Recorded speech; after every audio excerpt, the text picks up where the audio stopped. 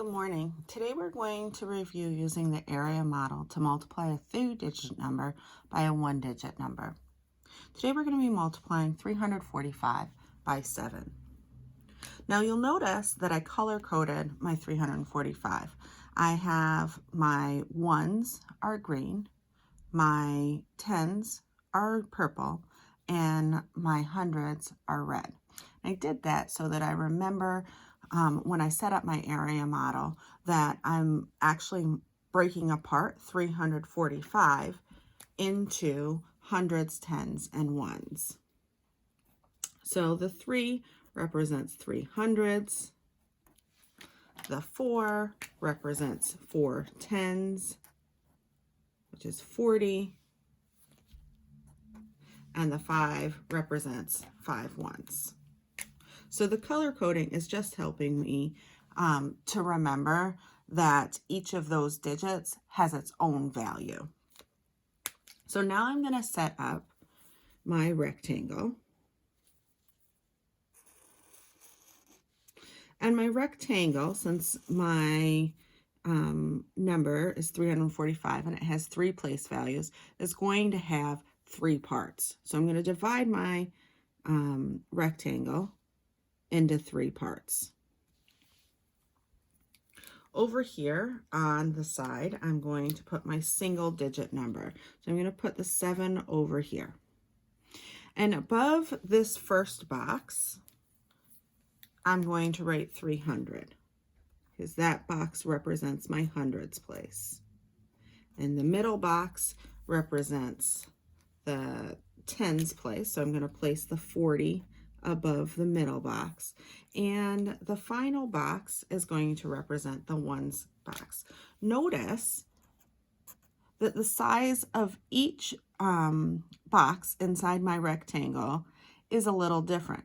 The 100s place box is larger than the tens place, and the tens place box is larger than the ones place box. That's intentional because tens are greater than ones and hundreds are greater than tens. So the boxes should reflect that. Now, inside the boxes, I'm going to multiply. So I'm going to put my multiplication symbol right over here in the corner to remind me that I'm multiplying the single digit by each of these place values. So I'm going to do 7 times 300 in the first box, 7 times 40 in the second box, and 7 times 5 in the third box. Now, each of these boxes is going to have what's called a partial product. So 7 times 300. That might seem a little intimidating, but instead of thinking of it that way, I'm going to think of it as the basic fact, 7 times 3. So 7 times 3 is 21.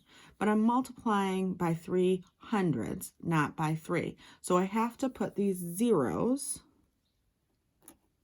after the 21 so that I show that I multiplied by hundreds. Now I'm going to go to the tens place. 7 times 40. Again, I'm going to think of the basic fact. 7 times 4 is 28. And then there's 1 0 after the 4 to show me that I'm multiplying by 10. So I have to put that 0 after the 28 to show that I multiplied by 10. And now I'm in my final box. 7 times 5. 7 times 5 is 35. Now I have partial products for each one of these parts of 345. Now, and to find the final answer, I have to add all of those parts together. So I'm going to start with 2,100, and I'm going to add 280 to that. And I'm going to start by just adding 2 of the parts together. So 0 and 0 is 0. 0 tens and 8 tens is 8 tens. 100 plus 200 is 300. And 2,000s plus 0,000s is 2,000.